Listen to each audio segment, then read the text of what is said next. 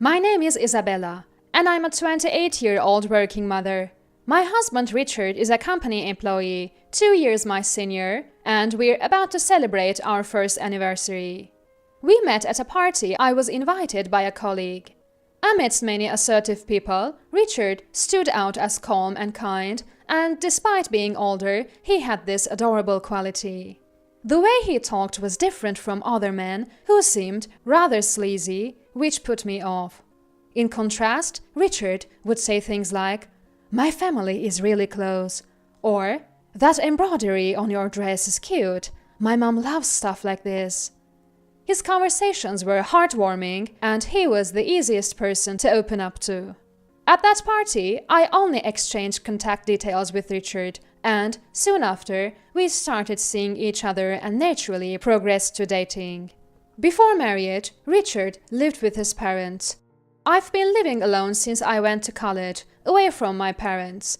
Living at home, Richard didn't have to pay rent, so despite being around the same age, his disposable income was much higher than mine. Richard loves to travel with his family and friends. We traveled together sometimes, but I couldn't afford it as much, so it was only on rare occasions. After marrying, we started living together in an apartment. It was Richard's first time living away from his parents. He seemed excited and happy about our new life, so I didn't sense any problems until he said, "This weekend, I'm inviting Mom and Dad over. Actually, from now on, they'll come over every weekend." What? Richard began inviting his parents over every weekend. Their house was just a short drive away. Occasional visits would have been fine, but frequent visits were a bit much. I thought they visited just recently. I asked casually, trying not to upset him. "Yeah, isn't it great? Their family, after all." He didn't get the hint at all. Every weekend, I felt utterly helpless, dreading their visits. The issue with my in-laws coming over was the repetitive talk. "Richard is such a remarkable son. The pride of the family, ha ha ha ha." Hearing the same conversation every time was one of the challenges. My in-laws often come over on Friday nights and stay until late on Sundays, spending all their time chatting in the living room. I can't just leave, so I end up having to be part of these interactions. Since they are guests, I'm the one who has to host. On my precious days off, I'm expected to cook lavish meals, clean the house, and even take care of their personal needs, leaving me exhausted. It would be nice if my husband and in-laws appreciated my efforts, but instead they complain about my cooking. "Isabella, your cooking is somehow lacking. The drinks don't go down well with this." "Richard, are you eating properly? You look thinner." "It's okay, Mom, Dad. I often eat out during the week." All three of them criticize my cooking. I had noticed before we got married that Richard's family tends to have heavily seasoned food. During our dating period, when I cooked for him, I was surprised to see him dousing steaks and scrambled eggs with loads of sauce. I started worrying if my cooking was too bland, but I realized it was just Richard's taste, as he did the same even in restaurants. Still, it's frustrating to hear from my in-laws. "Isabella, you need to cook properly. Didn't you taste it? Is this how it's supposed to be? A wife who can't cook is no good. You need to improve, or it might lead to divorce." It's irritating to be told that my food isn't delicious. Your seasoning is too strong, or maybe your taste buds are off. I can't just say, "I'll be more careful next time." All I can say is, so I started making the food saltier and providing extra sauces when they visit, which I don't normally do. I can't risk my husband developing high blood pressure. "Oh, today's meal is a bit better, I guess." It has improved a bit, just a bit. Their appraisal slightly improved. But when I tasted it, it was quite salty, and I thought to myself, what a family of tasteless eaters. Well, if they are satisfied with that, I suppose it's okay for now. However, things got even worse. One weekday, when I returned home tired from work, I found my mother-in-law, Emma, there. "I'm here to teach you how to cook." It was past 9 p.m. I have to get up early tomorrow, I thought, but my silent plea was ignored as Emma's cooking lesson began. Her cooking was, as I expected, laden with seasonings to an unhealthy extent. The soup was loaded with condiments, and the main dish was fatty meat with extremely heavy seasoning. It whets your appetite, doesn't it? Emma seemed delighted. Richard dug in like a boy, exclaiming, "This is it!" The difference in our food values was terrifying, and I reluctantly tasted a bit of the meal. After that, Emma began visiting our home frequently. On weekends, my father-in-law, Joseph, would also stay over. It was almost like living together. It was exhausting. I reached my limit trying to accommodate my in-laws and desperately wanted to lease 2 days off a week without seeing them. So, I subtly suggested to my husband, "How about we go somewhere to relax?" He loves traveling, and I thought he would take it as a hint for a trip. As expected, he said, "Great idea, let's plan a trip." He began planning the trip. Since moving in together, we had been in an almost co-living situation with his parents, but this would be our first trip alone since our honeymoon. Richard hadn't been traveling with his friends either. I hoped he was saving for our future. The trip he planned was a weekend getaway for 2 nights and 3 days. The destination wasn't far, so we could relax without taking leave. "Thank you," I said, grateful to my husband for planning it. "Yeah, leave the trip planning to me," he said proudly. In hindsight, that was a mistake. On the day of the trip, while waiting for the bus to our destination, Richard was looking around restlessly. "What's wrong?" I asked, but I realized the reason before he could answer. "Oh, good, we made it in time." "Hey, Richard, sorry to keep you waiting." To my surprise, my in-laws had shown up. I looked at my husband apprehensively. "Come on, both of you, we're almost late for departure. That was close." "That was close? No, this is not what was planned. I want my enjoyment back." "What do you mean? When I mentioned the trip, Mom and Dad thought it would be more fun if we all went together," my husband said with a smile. I wish he had at least consulted me, or better yet, stopped discussing everything with his parents. He's already 30, for goodness sake. "Come on, let's get on the bus." "Isabella, don't just stand there daydreaming." "Okay." I wished for my 3-day holiday back. Throughout the trip, the enthusiasm of my husband and in-laws was overwhelming. "Let's have lunch at that restaurant." "Let's go to that place for drinks tonight." All the places I wanted to visit were ignored. Richard kept catering to his parents, paying no attention to my preferences. The worst part was, "Wow, what a great room, Richard." It was a 4-person room.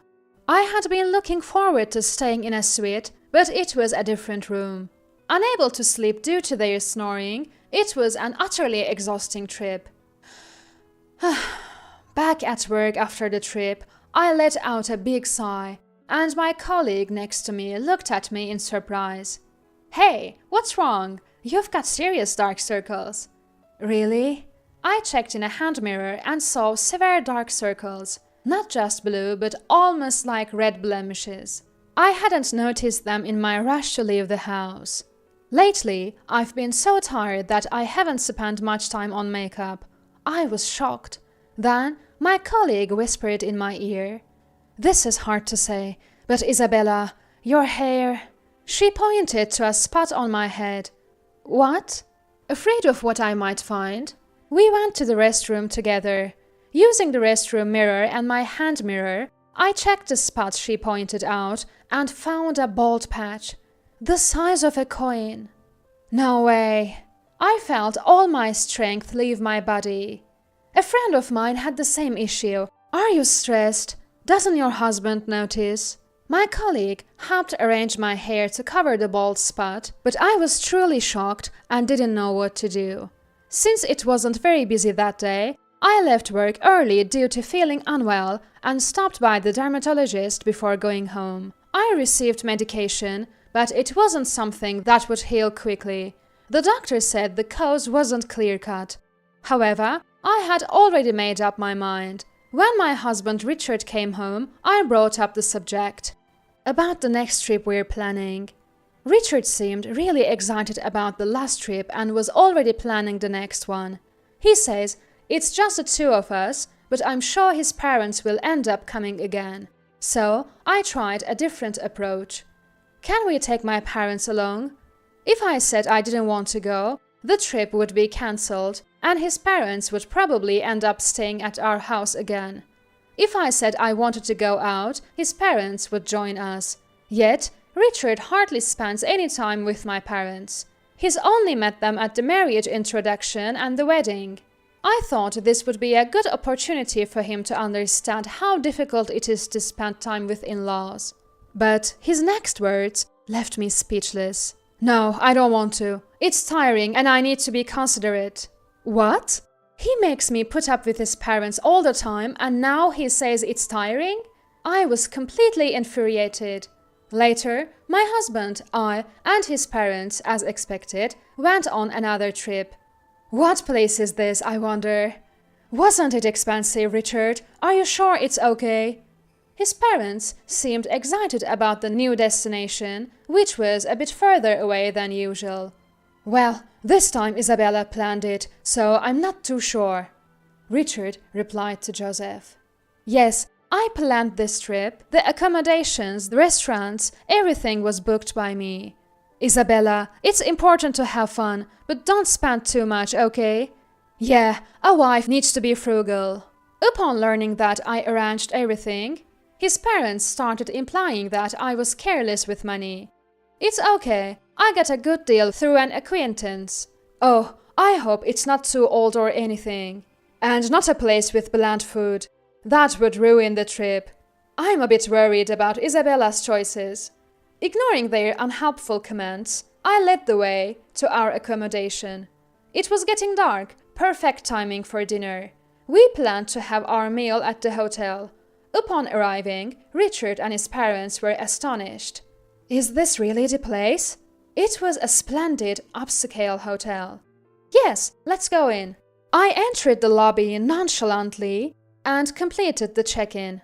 The room had a beautiful view of the sea, which would be even more apparent in the morning. I had arranged for the meals to be brought to our room. They were quite lavish courses. As the meal began, my in-laws were initially speechless. Once the hotel staff who had arranged and explained the dishes left, they started reacting in the complete opposite way. Places like this look good, but that's about it. It's expensive, but the taste might be mediocre. They began eating, complaining all the while, seemingly unable to graciously accept that I had arranged a stay at such a nice hotel. Then the comments started. Oh, this is bland. Is there any seasoning? See, it's all just for show. Maybe Isabella's arrangement wasn't such a good idea. All three, my in-laws and Richard, began complaining about the food. I found it delicious, but what could I do with three people whose taste was off? Sitting near the room's entrance, I discreetly summoned the hotel staff without them noticing. I let the staff listen to their gripes and demands for a while.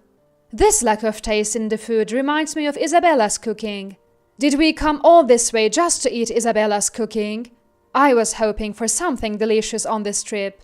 They effortlessly mixed complaints about the hotel and me, freely voicing their opinions without any prompt from me. This hotel looks old. It must be cheap because it's big. Is this how our son's wife treats us? Choosing a cheap place for us to stay? Don't worry, Dad, Mom. Next time, I'll handle the arrangements. They kept eating and complaining. Then, excuse me, a voice from outside the door said. Emma, thinking it was the next course being served, cheerfully replied, Yes, but it wasn't about the food. I understand there have been some dissatisfaction with our hotel. The man who appeared wasn't carrying any dishes. It was a man not holding anything. Oh, Richard uttered, freezing up. The man continued. I also heard there were complaints about my daughter. Yes, the man who appeared was my father. Oh, Emma looked confused and turned to Joseph. "Well, what a coincidence to meet here! Ha ha ha!" Joseph laughed nervously, but my father's expression remained stern. "If there's anything you're unsatisfied with, we can remake it or change to a different menu. May I ask what it would be?" My father calmly questioned them. The three, having pretty much finished their meals, seemed unable to respond. "No, nothing in particular," Richard replied. "Is that so? Earlier, my daughter asked me to listen to your requests, as you are important guests. So I was waiting outside. I apologize if our hotel's cuisine, which is relatively lightly seasoned, did not meet your preferences." When the three realized that my father had heard everything, their expressions changed to shock. "It's a joke. The food was actually very delicious. Just kidding around, you know. Ha ha ha. Seeing Richard's forced laughter, my father said, "There's no need to strain yourself." Richard's face froze at this. I had called my father to discuss the stress caused by my in-laws, leading to my alopecia, and the lack of support from Richard. It was the first time I consulted him about my husband. My mother passed away early, and I didn't want to worry my father too much. Hearing my story, my father was furious. "I'm coming over right now." He was determined to travel despite the distance from our house to his. I told him about Richard's travel plans and the likelihood of the in-laws joining, so we devised this plan together. My father is a retired manager of a prestigious hotel and still has influence there. As a child, I was often left at this hotel. Because of his late working hours and my kindergarten schedule, the hotel was my caretaker. I was doted on by the staff, helped with cleaning, learned cooking, and enjoyed delicious meals. So, my cooking skills are honed by this hotel. And I'm confident they are not as bad as my husband and in-laws complain. If this hotel doesn't suit you, please leave. If you are a burden to my daughter, I'll cut off ties," my father said sternly to Richard and my in-laws. "How can you say that? Tell a guest to leave?" My in-laws were furious, but another staff member came in and cleared their plates. They were stunned by this. "Please leave," my father urged them, and they reluctantly exited the hotel. "Is this a joke? We'll get our money back, right?" They complained, but the money won't be refunded, as I was the one who paid. Watching my in-laws leave, the hotel employees looked at them with disdain. They must have been really uncomfortable. The in-laws' complaints quickly ceased. For once, the usual 3-on-1 criticism against me was reversed, and I felt a sense of relief. After that incident, my husband, not wanting to face me, went back to his parents' house. I compiled all the mistreatment I had endured and consulted a lawyer. After getting an estimate for alimony, I sent the documents to my husband by mail. Startled, he hurried back home, pleading with a near-tearful face, "Divorce and alimony? That's too harsh." But when I asked, "Do you have a solution then?" he stuttered, unable to answer. It was clear he would never prioritize me over his parents. "If you want to fight this thoroughly, I can call my lawyer," I warned. He quickly agreed to the divorce. My ex-husband returned to his parents' house, but it turned out he didn't have much money. I had thought his frequent travels before marriage meant he was well off, maybe saving money by living at home, but he was just a spendthrift. Living at home, he managed even if he spent his whole salary. After marriage, when we started sharing rent, his inability to afford travels became apparent. Now, with the alimony on top, travel seems out of reach for a while. Neither my ex-husband nor his parents are likely to travel anytime soon. The hotel my father chased them from is a very famous one, well known for its cuisine, and often featured in the media, which my ex-in-laws were unaware of. The inn of my ex-daughter-in-law's father is terrible. The food is awful. And so on, they kept saying at family gatherings, apparently embarrassing themselves. "Isn't that the wonderful hotel? Oh, your family, right? Tasteless, aren't they? How's your blood pressure? Better be careful." they were told. I heard this from a close relative. Though I divorced in my 20s, my alopecia has healed, and I'm living happily and healthily. I cook and eat what I like, feeling much better physically. This year taught me that forcing myself to adapt is harmful. While it's natural not to share all values, I've learned to avoid marrying someone imposing and overbearing again.